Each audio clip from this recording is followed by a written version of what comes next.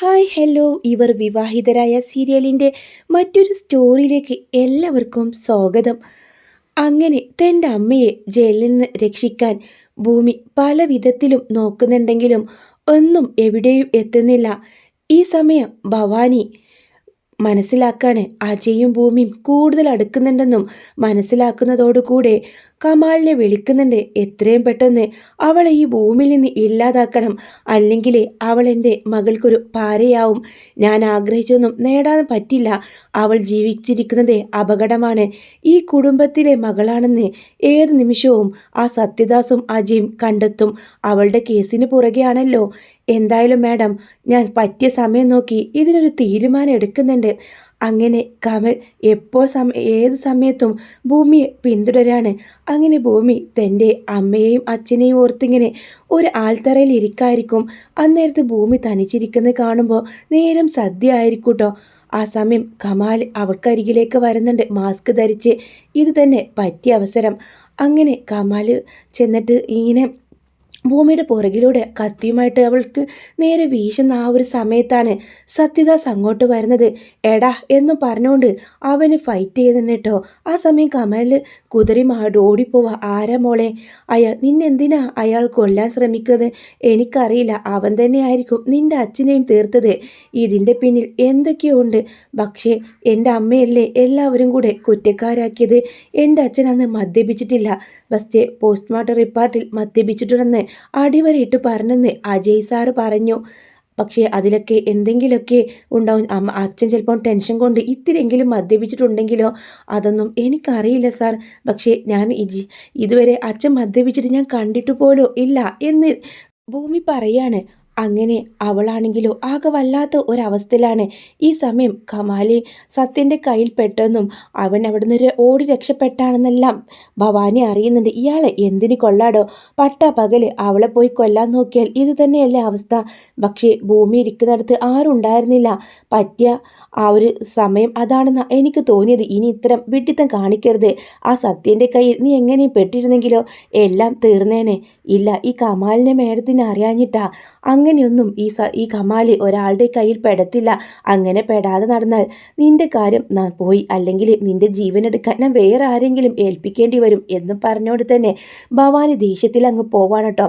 അങ്ങനെ ഭൂമിയാണെങ്കിലോ തൻ്റെ അമ്മയെ രക്ഷിക്കാൻ ഒരു വക്കീലിൻ്റെ അടുത്തേക്ക് ചെല്ലുന്നുണ്ട്. അയാൾ ചോദിക്കുന്ന ലക്ഷക്കണക്കിനുള്ള രൂപയുടെ ഫീസ് അവൾക്ക് താങ്ങാവുന്നതിലപ്പുറമായിരുന്നു. അങ്ങനെ വീണ്ടും അയാളെ കണ്ടാൽ എങ്ങനെയെങ്കിലും പിടിക്കപ്പെടണം. അജയും ഇപ്പോൾ ഒരു പ്രാവശ്യം തന്നെ ഭൂമിയെ കൊല്ലാൻ വരുന്ന ആ കമാലിൻ്റെ കയ്യിൽ നിന്ന് രക്ഷിച്ചിട്ടുണ്ട് കേട്ടോ. കമാലിന് പൊതിരെ അടിക്കുന്നുണ്ട്. എന്നാൽ കമാൽ അവരുടെ കയ്യിൽ നിന്ന് ഓടി രക്ഷപ്പെടുകയാണ്. കമാലിൻ്റെ പുറകെ ഒരുപാട് പോലീസുമാരുണ്ടാവും. അങ്ങനെ ഒളിക്കാനായിട്ട് കമാൽ നേരെ സൗഭാഗ്യപുരത്തേക്ക് ഓടിക്കയറി പോവാട്ടോ. എന്നാൽ പോലീസുകാരും ഈ സൗഭാഗ്യപുരത്തേക്ക് കയറി പോകുന്നത് കാണുന്നില്ല. ഭവാനിയുടെ മുന്നിൽ ചെന്നപ്പെടാ. മാഡം, പോലീസുകാർ എൻ്റെ പുറകെയുണ്ട്. നീ എന്തിനാടോ ഇങ്ങോട്ട് വന്നത്? രക്ഷിക്കണം മാഡം, എനിക്ക് എവിടെയെങ്കിലും ഒന്ന് തൽക്കാലം ഒളിച്ചിരിക്കണം. ദേ ചുറ്റും പോലീസുകാരാണ്. അജയ് സാറിൻ്റെ വീടായതുകൊണ്ട് തന്നെ അവിടെ ഒന്നും നോക്കുന്നില്ല കേട്ടോ.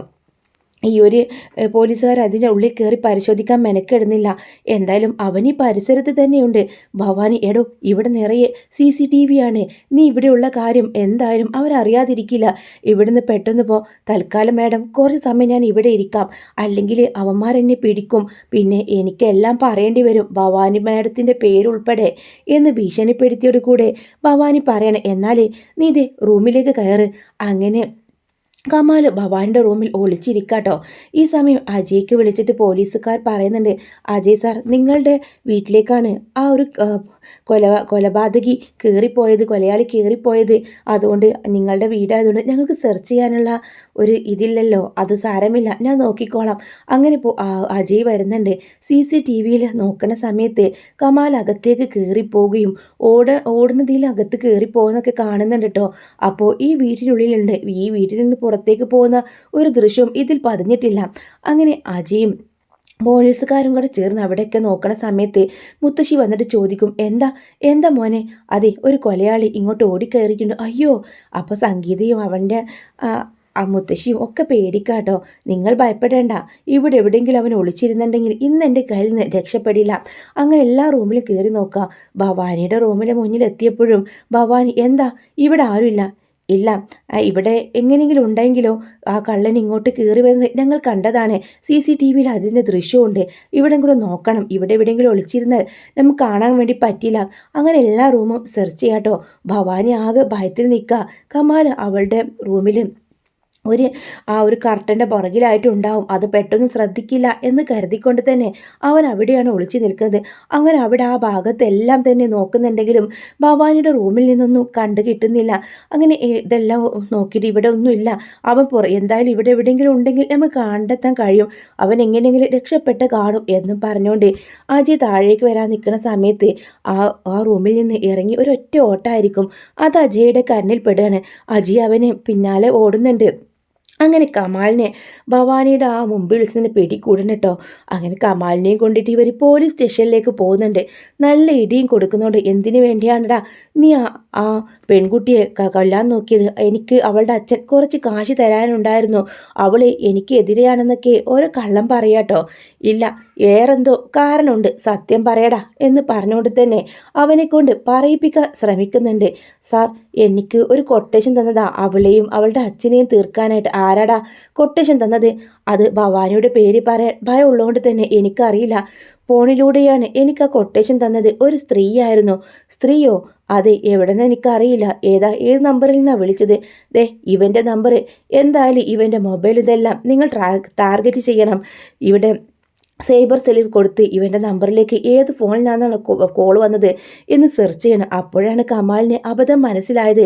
ഒരു ഇൻ്റർനെറ്റ് കോളിൽ നിന്ന് പോലുമല്ല തന്നെ ഭവാനി മേഡം വിളിച്ചത്, സ്വന്തം മൊബൈലിൽ നിന്നാണ്.